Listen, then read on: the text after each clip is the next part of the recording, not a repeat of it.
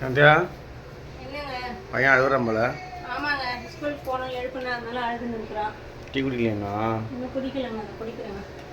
சமையல் ரெடி ஆகுதா? ஆமாங்க கொஞ்சம் மணி பிளான் இருக்குல்ல, இது வைக்கணும். இன்னைக்கு தான் க்ளீன் பண்ணேன், சரி எடுத்து போடணும். என்ன சமையல்? இன்னைக்கு நம்ம வீட்டில் வந்து சேப்பக்கிழங்கு காரக்குழம்பு, வெண்டைக்காய் பொரியல், இட்லி வந்துட்டு இருக்கு. ஏதோ சட்னி அரைச்சி வச்சிருக்கேன், தாளிக்கணும். என்ன பண்ணுறான் என் பையன்? பிரகாத் ஸ்கூலுக்கு கிளம்பணும்.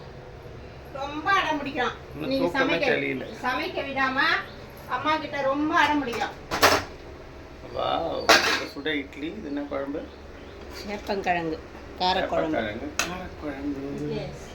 என் பையனுக்கு பிரகத் கிச்சுட்றா. பிரகத் எல்லாரும் சொல்கிறாங்கடா வீட்டில் சூப்பராக பேசுகிறேன்னு. இங்கே பாடுறா. சரி குளிக்கலாமா? சீக்கிரமா படுத்து தூங்கு. குளிக்கலாமா? 1 மணிக்கு தூங்குறான் ஃப்ரெண்ட்ஸ். இப்போ தூக்கம் வருது. ஸ்கூலுக்கு போகணுமே.